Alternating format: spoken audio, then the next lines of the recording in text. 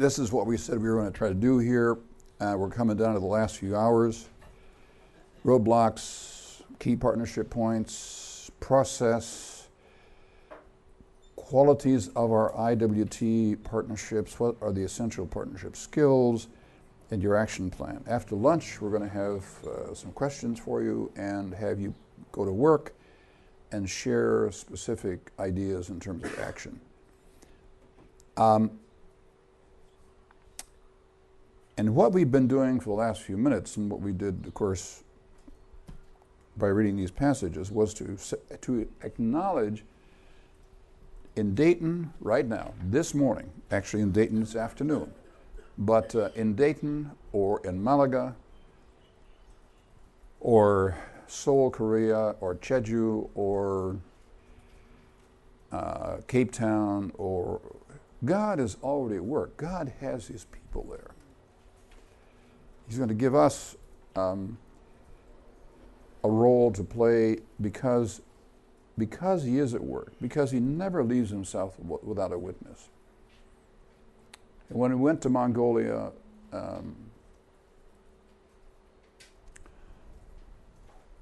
and that first partnership meeting was held,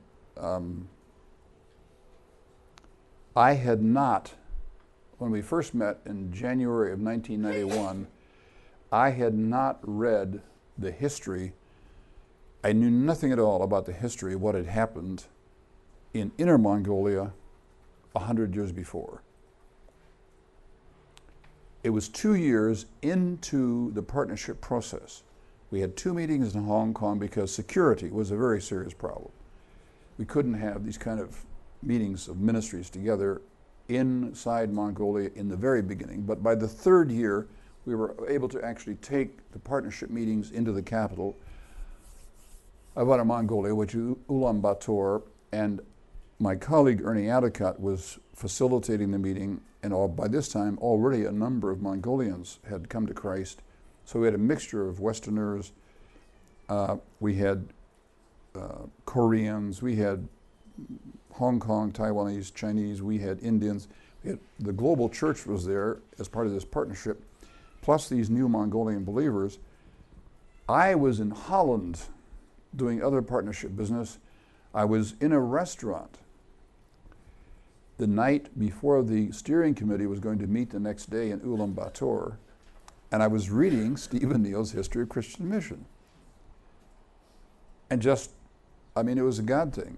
You can say by chance, but I was reading and I came to that section where he talks about the Boxer Rebellion and about these people, these 50 people being caught in the city of Hohat and how they all died.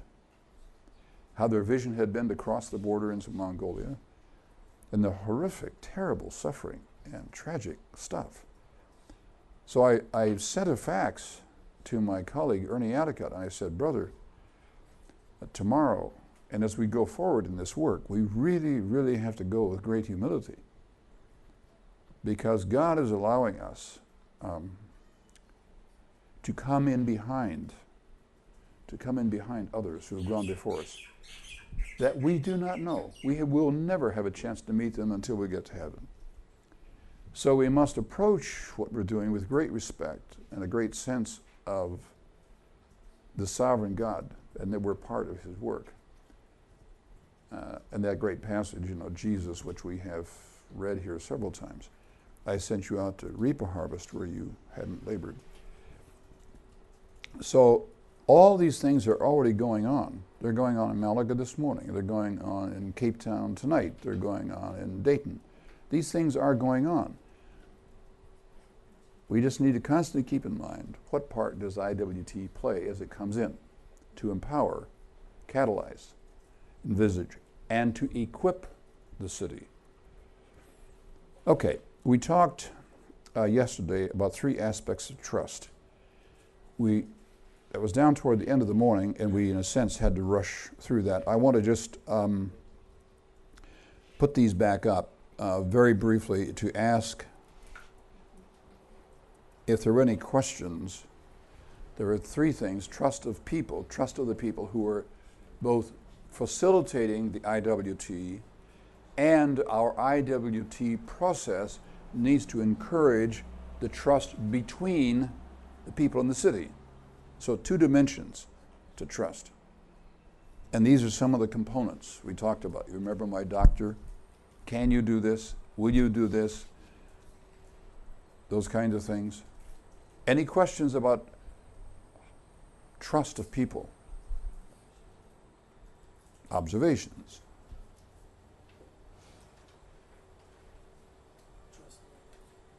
Trust nobody? That's what you feel like sometime, isn't it?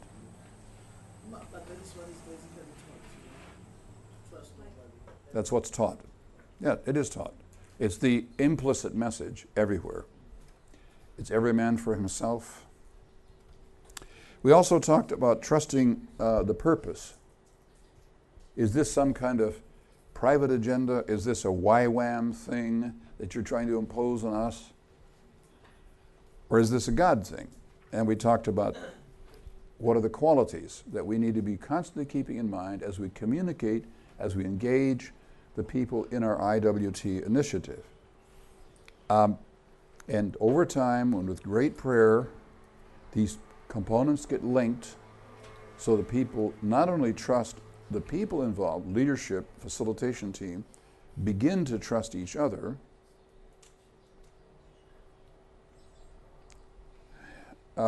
but also trust why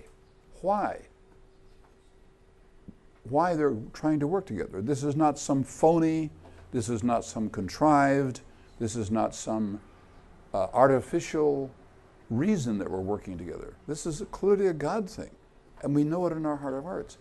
And we have very specific agenda items we're seeking to reach this month and next month as we push toward the climax in the middle of the tour, these great events, and then on to the long-term vision of neighborhood centers and discipleship. We can see this is not only a God thing, but it will bless our ministry. It will bless us. I wish that once we build trust, it was just like, the automobile or the kitchen sink. It's fixed. It's not going to break again. Again, may I use Mongolia as an illustration? When I talk about Mongolia, think about Cape Town, think about Dayton, think about your city. People say, why did you have to spend 18 months? Why did you spend all that money and all that time? Why was there all this trouble? Why were there all these broken relationships? Why is it so hard? And frequently, usually the people who ask those questions are Christians. They're Christians, they're believers. I say, well, look around you. In your city, do you see churches and Christian people spontaneously, consistently, visibly loving each other and working together? Do you think this all just comes naturally? Mongolia had been absolutely in the grips of satanic power for 2,000 years. Why do we think the gates are going to open easily? Okay, so we do all that work at the beginning. Now we get the people in the middle at the first meeting, and we have this terrific issue of trying to restore relationships enough, get enough trust so that we can go forward with authenticity. You cannot, say this problem does not exist and we're just going to paint over the problem. Can't do it. That's why at night we were having these meetings of reconciliation and so forth. But then people say, well, why did we continue to have problems in Mongolia? And I say, well, my goodness, what do you expect? This is not a clock that you wind up and just walk away. Satan will continue to assault every effort. So one of the things that you in IWT leadership must Have your eyes, your ears, your hearts open, constantly, surveying what is going on in the IWT community of partners. What are people saying about other partners? What are they saying about the initiative? Because we have to be conscious, proactive agents of reconciliation. This is not a one-time fix. Satan continues to actively work. So, and finally, trusting the process, and we talked about these qualities over time.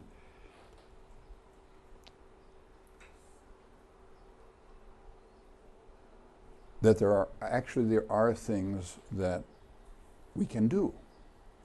We don't just hope they will trust us. We don't just hope they will trust the purpose. We don't just hope they will trust the process. There are actual specific steps we can take to raise the likelihood that will happen. Got any questions on this stuff? We talked about things that you need to do to make sure your meetings are effective.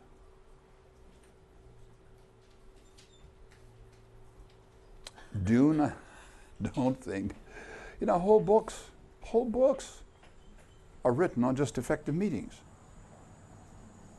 If you Google on Amazon.com effective meetings, you will get a list of 20 books. I'm amazed at how in churches, particularly in churches, we think that somehow it's all just going to happen. It's very sloppy. It's very badly done, usually. Very badly done. It doesn't reflect a serious purpose. It doesn't reflect a serious consideration of other people's time. It doesn't reflect a serious commitment to quality work.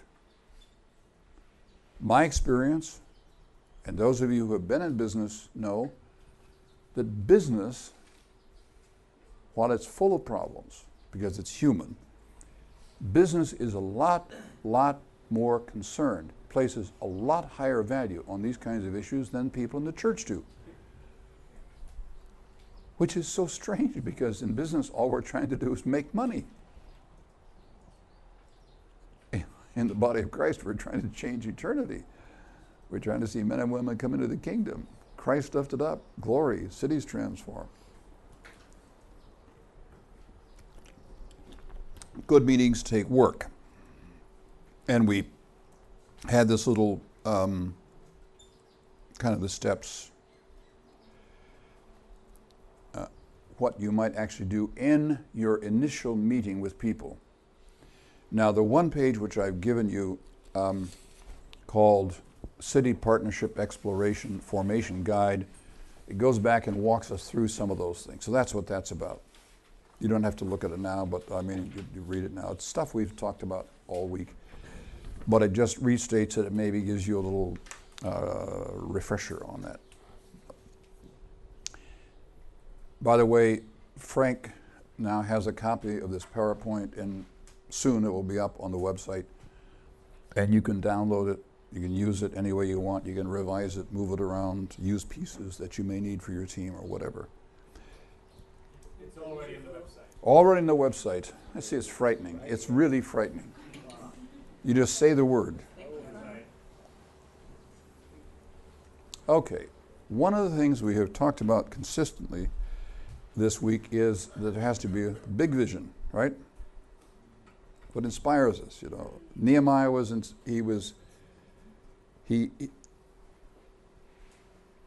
we're not really sure if Nehemiah had ever been to Jerusalem before. But clearly in his mind he had this dream of what the city must be like now and what the city should be like.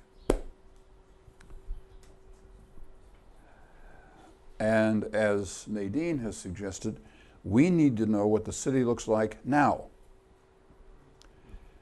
But we need to be bringing to the people the hope and the dream of what the city can be.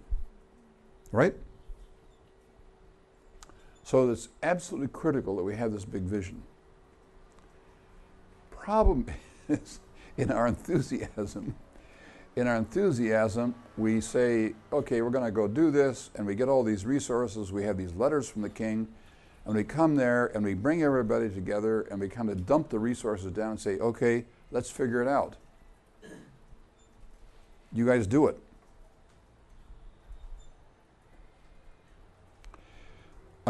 And the big vision produces a big plan, but the problem is we don't know how to do it. And because the scale, the size of building the wall, the challenge is so great, because none of us have ever built a wall before. We don't know how to do it, and we certainly don't know how to coordinate the thing. This is a long, big wall. We've never worked together on anything like this before. So a few walls, sections of the wall start up, and people are using different things and different plans, and you have very limited outcomes. What happens as a result is the people building the wall are deeply disappointed. They've gotten this great vision from Nehemiah.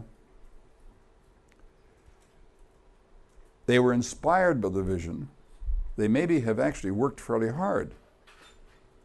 But because there is no way for them to break this huge project down into, can we use the phrase, bite-sized pieces that they can understand, disappointment sets in. And what they said in the very beginning, Nehemiah showed up, talked about the vision, they said it will never happen. That's what they said. And that's what they say when IWT shows up. It will never happen. So what happens is when it starts to break down and disappointment sets in, all of their negative expectations are being fulfilled. We told you so. So what happens is both hope and vision decline.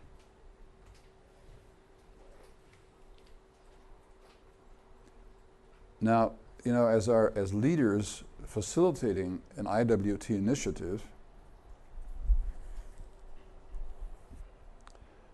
I can tell you that if you build, we had the picture of the 777 airplane and the little two-seater trainer called Piper Cub. All airplanes fly because of the same principles.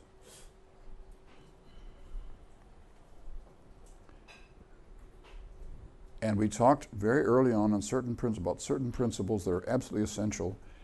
And those I've given you in this one-page thing, 10 essential tools for your partnership success. Okay. One of these is, I can absolutely guarantee you, just as sure as airplanes have to have wings, that your IWT will be a disappointment, maybe an embarrassment. It could even be a complete failure unless you address these two issues of vision. Big vision fires people's imagination, rekindles hope, but you don't expect them to run the 4-minute mile the first day they go out to start to train. You give them a realistic target. So we break down the thing. Here's what we're going to do. We're going to break down building the wall. It's going to be this section and this section. And here are the pieces that you need. And we're going to have people who help you. They're going to come around, check, advise, help.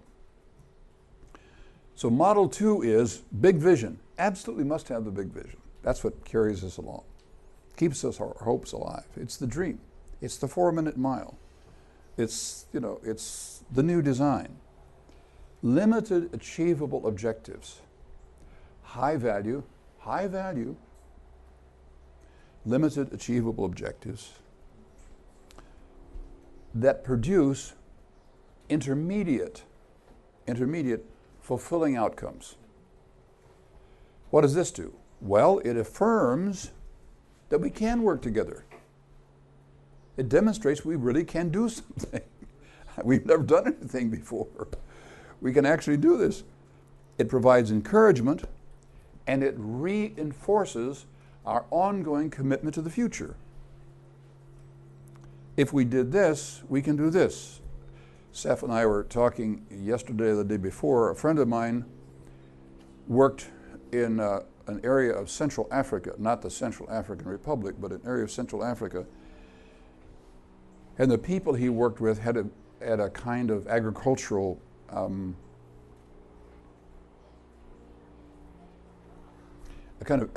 society, and about the only hard currency that they could generate was each of them around their little houses had small garden plots.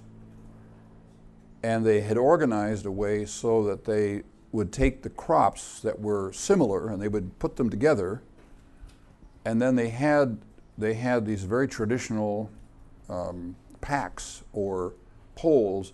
They would carry this stuff through the forest to a road, get on a bus, and go to the nearby provincial town and sell this stuff. And they would bring back the money and distribute it to the people who had the gardens.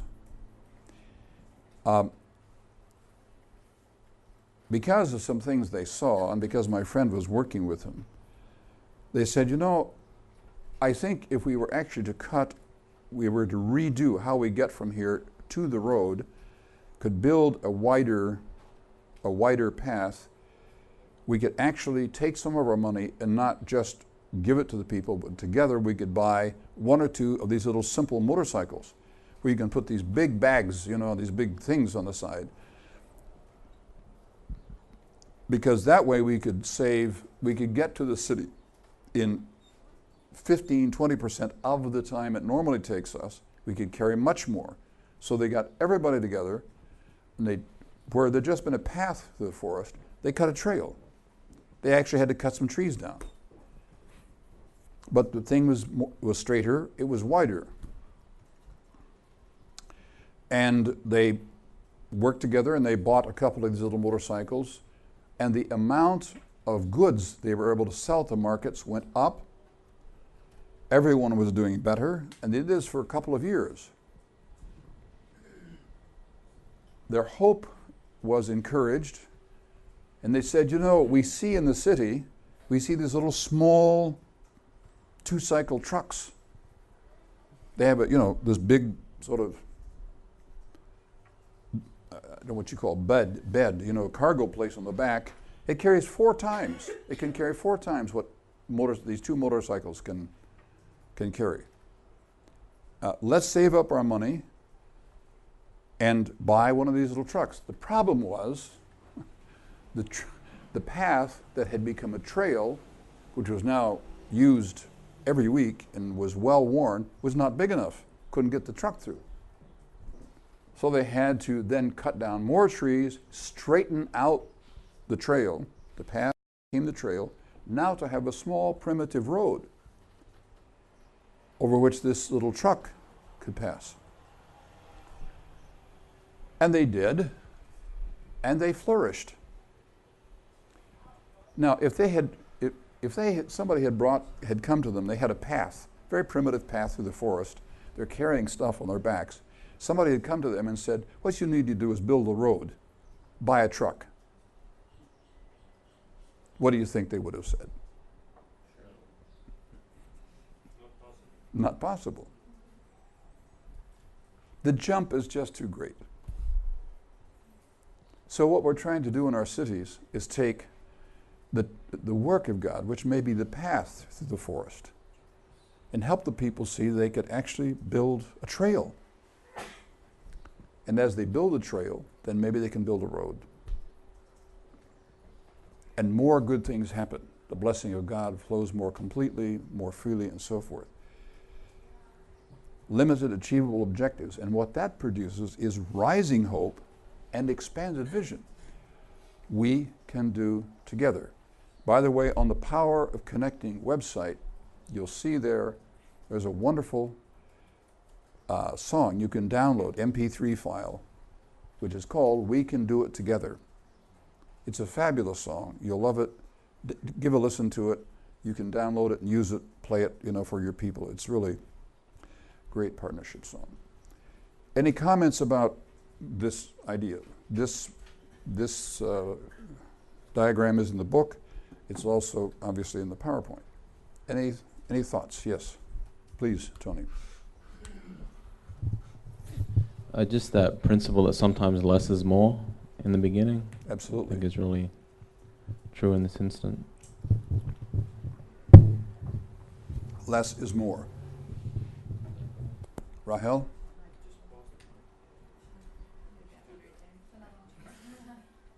I just need one. I was just wondering how much do you incorporate people that you're trying to work with in making the plans and setting the goals and stuff like that? Because if they are already pessimistic in the beginning and keep telling you that this is not going to work, like, but then you still would have to, like, I don't know, I guess incorporate them into the process, or no? Let me go back to Mongolia. It's going to be the same in your city. When these 74 people came into the room representing 28, 30, something like that, different ministries, they did not come into the room to give up their ministries. We never proposed that they do that. Never even hinted. In fact, we bent over backwards to suggest that anything the partnership did would not interfere but should complement what they were doing. So it took us 3.5 days, something like the story in Malaga, Spain. It took us 3.5 days for them, because we had taken a look at the city, it's the research that Nadine was talking about, and we had generally agreed on what the situation was in Mongolia. Then, as we discussed yesterday in the meeting process, we looked at that. We said, no, what are the roadblocks? In light of this situation, what are the roadblocks that are standing between the body of Christ, all of us, and seeing huge breakthroughs here in the city, or in this case in Mongolia? Now, they then, not us, they then defined what they felt the roadblocks were. Then they went on to define what were the possible options for action. If you take people through this process, I would say, my experience is that I don't know in any partnership in which I've ever been involved that when people start in the process, that they believe they can imagine the specific, tangible, practical outcome of the partnership. Some are very negative. Some are more positive. They kind of believe, yeah, we ought to do this, and maybe if we sit down and talk, we can do it.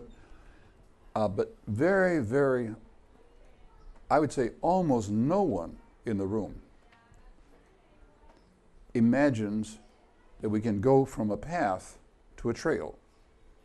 They cannot imagine what the next step is. They can't imagine that a trail and 2 motorcycles are the next step.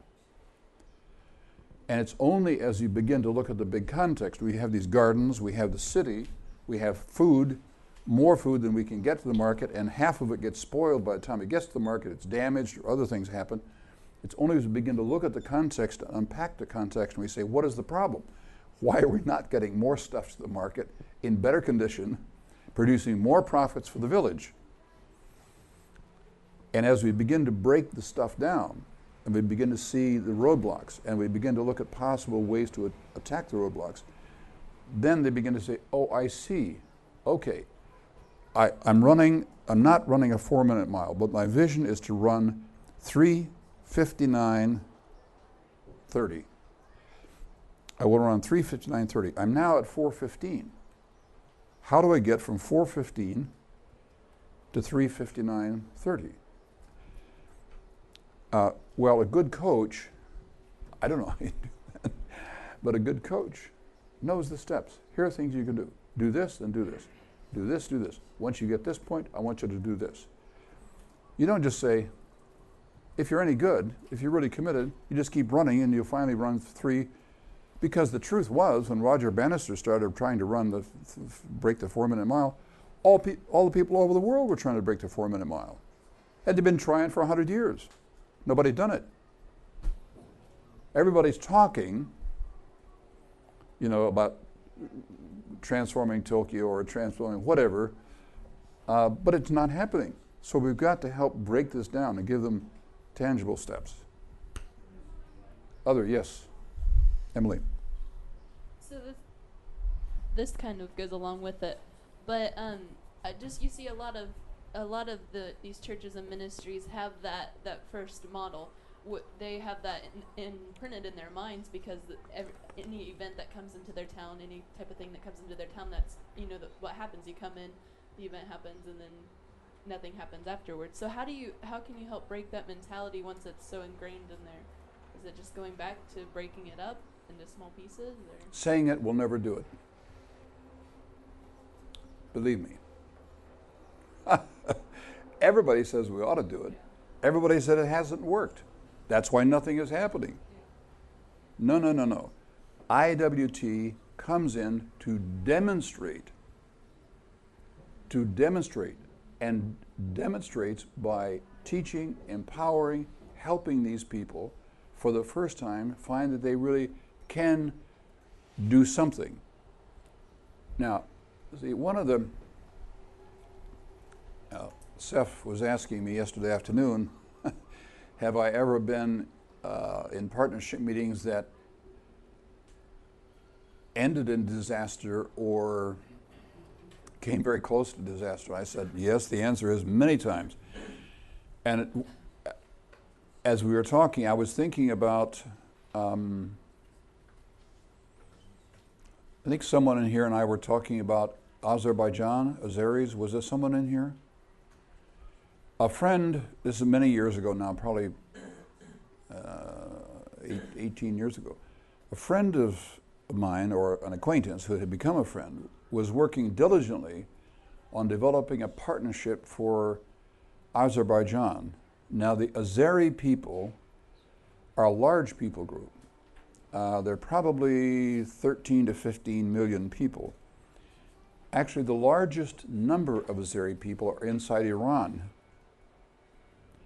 And when the Soviet Union took over Azerbaijan as one of the republics of the USSR, the border was closed, and so for 50 years, families going back and forth across the border were not able to communicate.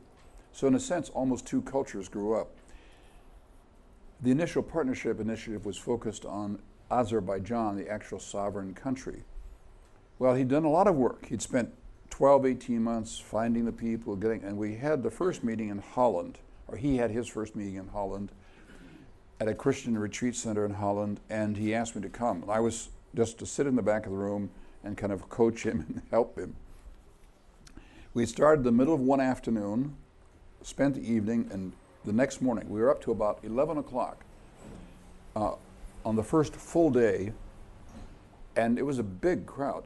I mean, it was I would say it was certainly not ideal. It was kind of unruly, big, must have been 60, 70 people in the room. But we had been through, because we had coached him, he had been through most all of these preliminary steps. Who are you? And then we had just finished going through what really is going on at the moment in Azerbaijan, and we were about to begin the discussion about what are the roadblocks to seeing real breakthroughs. And there had been very good interaction. The small groups were working. There was feedback, the stuff on the board and white, what do you call it, pads on the wall and stuff. A guy stood up about 11:30, and he said what I'm sure a number of people were thinking. He said, I think this is just crazy. He said, once again, we're just talking. There's no plan of action here.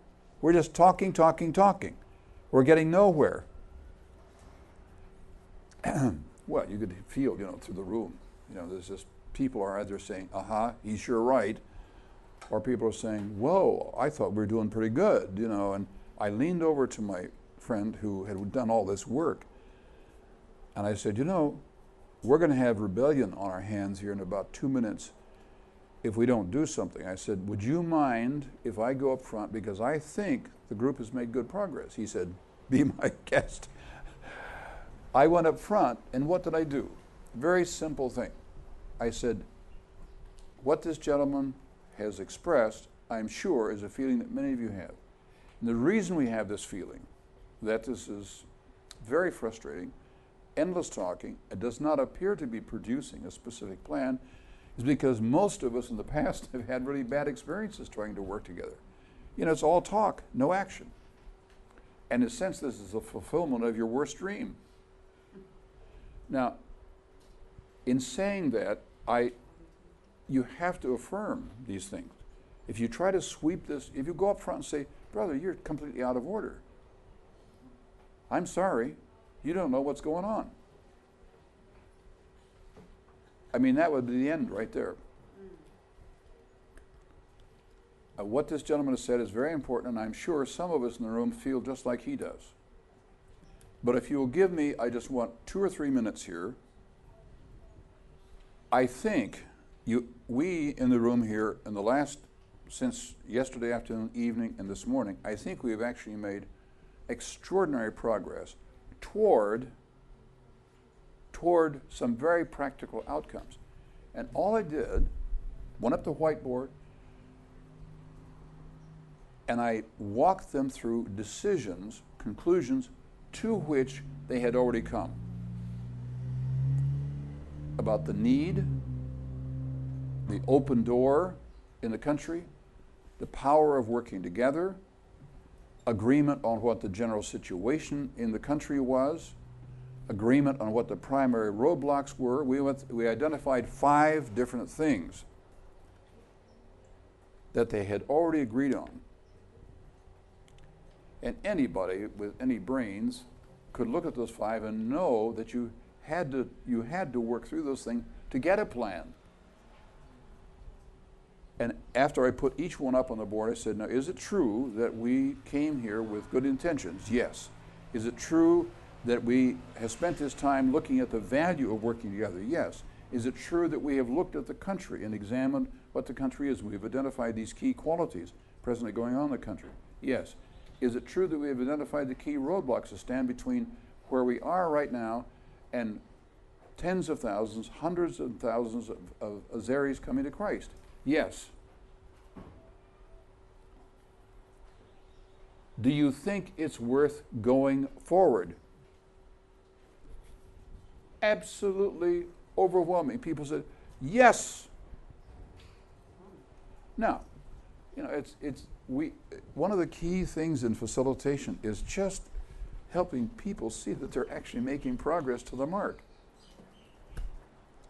And it's because you understand in this meeting that in this meeting or in this larger process over months, you have very specific reasons. People, you know, all I was doing, it's like pulling out, you know, you remember the famous, at least in the United States, the question to kids, they're sitting in the back of the seat, Daddy, are we there yet? Daddy, are we there yet? You know, what people are asking for was, what's the roadmap? Where are we on the journey? Have we gone into a detour here? Do we have any idea where we're going? And people need to be reassured.